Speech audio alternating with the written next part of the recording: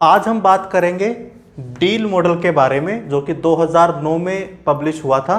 तो मैं आपको बताऊंगा पहले कि ये है क्या, फिर हम इसको पीपीटी के जरिए समझेंगे भी कि कैसे कैसे हर स्टेप पे हमें क्या करना होता है।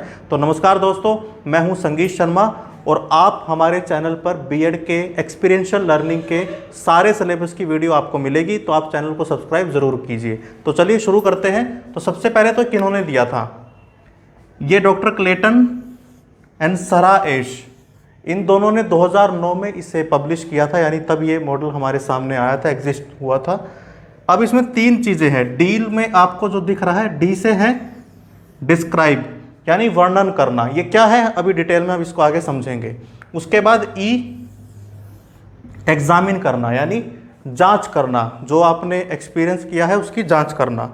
और तीसरा है ए एल, ये है आर्टिकुलेट लर्निंग, यानी स्पष्ट जो आपको उसके बाद लर्निंग होती है उसके बारे में बात है। तो ये तीनों स्टेप, इन पर क्या क्या सवाल पूछे जाएंगे लर्नर से और उसके रिस्पॉन्स क्या होंगे, उसके बाद एक स्टेप के बाद दूसरा स्टेप क्या आएगा, तीसरा क्या आएगा, डिटेल में चलिए इसके बारे में हम डिस्कस करते हैं। तो चलिए जानते हैं क्लेटन्स के डील मॉडल के बारे में एक एक चीजें। तो पहला स्टेप मैंने आपको बताया था डिस्क्राइब। डिस्क्राइब यानी वर्णन करना। अब इसमें लर्नर क्या करता है, डिस्क्राइब करता है किसको, अपने एक्सपीरियंस को। यानी जो आपका शिक्षार्थी होगा, जिससे भी आप ये डील मॉडल जिस पर अप्लाई कर रहे हैं, वो डिस्क्राइब करेगा अपने एक्सपीरियंस को ऑब्जेक्टिवली, यानी जो हुआ है वो बताएगा वो। जैसे अब इसमें क्या सवाल हम पूछ सकते हैं, व्हाट डिड यू एक्सपीरियंस, आपने क्या अनुभव किया था, यानी जब ये आपके साथ ये इवेंट हुआ तो आपने क्या एक्सपीरियंस किया, क्या आपने किया। When did this experience take place, यानी जब ये एक्सपीरियंस हुआ, यानी कब हुआ। व्हाट और व्हेन, ये अनुभव आपको, एक्सपीरियंस आपको कब हुआ था, कहाँ हुआ था, किस जगह पे हुआ था। यानी एग्जाम्पल मैं आपको दूंगा, एक बड़ा सिंपल सा एग्जाम्पल, आपको मजा आएगा, आपको समझ में भी आ जाएगा।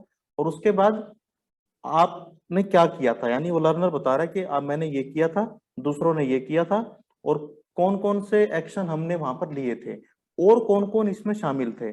एग्जाम्पल के तौर पे आपकी अपने दोस्तों के साथ मान लीजिए लड़ाई हो गई, तो पहले तो क्या हुआ, आपने क्या एक्सपीरियंस किया। आप बता रहे हैं कि मेरे दोस्तों के साथ लड़ाई हो गई थी, कब हुई थी ये, कहाँ हुई थी, और आपने क्या किया और दूसरों ने क्या किया। एग्जाम्पल के तौर पे मैंने उसे मार दिया या मैंने उसे कुछ गलत वर्ड बोल दिया, और कौन कौन इन्वॉल्व थे आपके इस पूरे इवेंट में, कौन कौन लोग आपके सराउंडिंग में थे, ये आपने पूछ लिया पहले स्टेप यानी डिस्क्राइब वाले पे। अब इसके बाद चलते हैं दूसरे पे, एग्जामिन, यानी अब आप जांच करेंगे, यानी जो हुआ था एक्सपीरियंस उस पर रिफ्लेक्शन, उस पर चिंतन करना कि यार ये कैसे हुआ, क्यों हुआ, सारी चीजें। यानी पहले वाला जो था वो ऑब्जेक्टिव था, ये सब्जेक्टिव होगा, यानी इसमें वो अपने एक्सपीरियंस, अपनी फीलिंग बताएगा, विजुलाइज करेगा अपने पास्ट एक्सपीरियंस को कि क्या क्या हुआ था, और उसके बाद फिर वो देखेगा कि पॉजिटिव और नेगेटिव फीलिंग क्या आई है। उस एक्सपीरियंस को अगर मैं एग्जामिन करता हूँ, अभी मैं रिफ्लेक्ट करता हूँ, विजुलाइज करता हूँ, तो कौन कौन सी वहां पे सकारात्मक और नकारात्मक भावना मुझे महसूस होती है। तो अभी मैंने एग्जाम्पल क्या लिया है, ये नेगेटिव एग्जाम्पल लिया है कि आपकी आपके दोस्तों के साथ लड़ाई हुई थी, तो आप क्या बोलेंगे कि नहीं मुझे बुरा लगा कि वैसा हुआ। अच्छा, what should I do to overcome my weakness, अपनी इस कमजोरी, मेरी कमजोरी मुझे पता लगी कि यार मैंने अब ये जब एक्सपीरियंस किया ना, तो मैं जल्दी गुस्सा हो गया, मैंने किसी बात पर जल्दी बुरा मान लिया, या मुझे ऐसा नहीं करना चाहिए था। तो मुझे अपनी वीकनेस क्या पता लगी कि मैं बहुत जल्दी गुस्सा हो जाता हूँ, शॉर्ट टेम्पर्ड हूं मैं, ये मुझे अपनी वीकनेस पता लगी। अब मुझे क्या करना चाहिए इसे दूर करने के लिए, यानी ये एक्सपीरियंस दूर करने के लिए मुझे क्या करना चाहिए, यहाँ पर मैं वो, यहाँ पर वो बातें होंगी।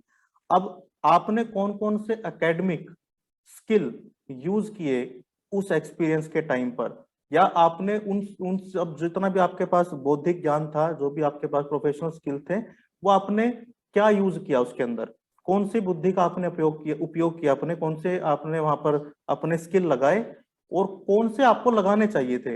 अब मैंने एग्जांपल क्या लिया है, लड़ाई का लिया है, तो लड़ाई हुआ, नेगेटिव फीलिंग आई, मुझे पता लगा कि मैं शॉर्ट टेम्पर्ड हूँ। अब मुझे समझ में आया कि मैंने वहां पर कौन सा स्किल यूज किया, मैंने अपने लैंग्वेज स्किल को, यानी बहस करने वाले स्किल को यूज किया, और इससे मैंने सामने वाले को और ज्यादा हर्ट किया।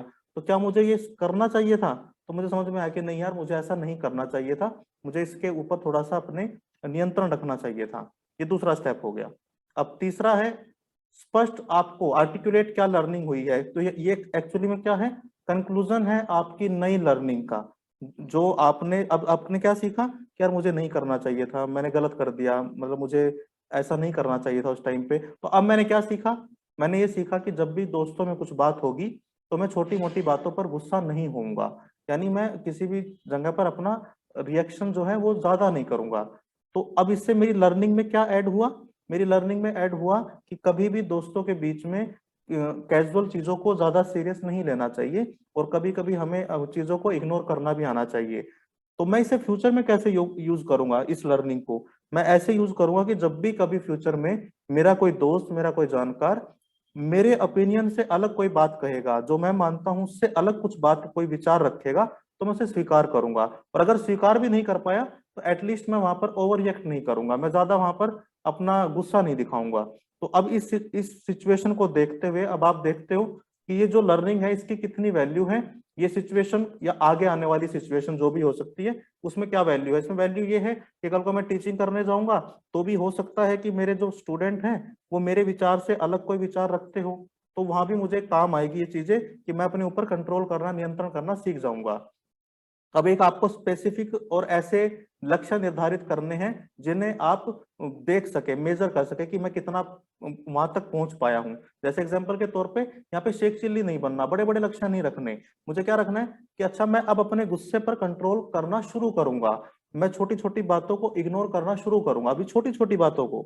क्योंकि एकदम से मैं बड़ा लक्ष्य रख लूंगा कि अब मैं कभी गुस्सा करूंगा ही नहीं जीवन में, तो ये हो नहीं पाएगा। तो स्पेसिफिक रखना है और ऐसा रखना है जिन्हें आप अचीव भी कर पाए, जिन्हें आप थोड़ा सा मेजर भी कर पाए।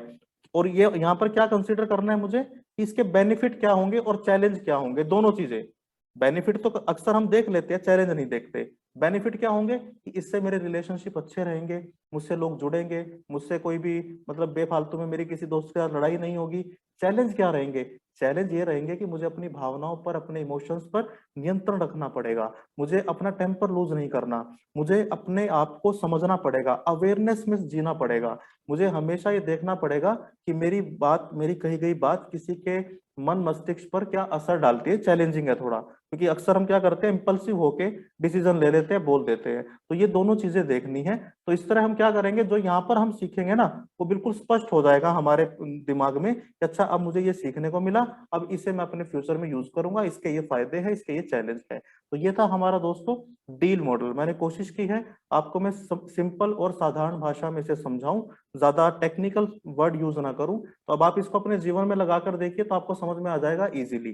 कोई भी लर्निंग है फर्स्ट पर्सन की तरह कीजिए, अपने आप से उसे रिलेट करके देखिए। तो अगर आपको ये वीडियो अच्छी लगी है तो इस चैनल को सब्सक्राइब कीजिए। बीएड सीटेट दोनों के आपको वीडियो जिस चैनल पर मिलेंगे अपने दोस्तों के साथ भी शेयर कीजिए। Thank you very much.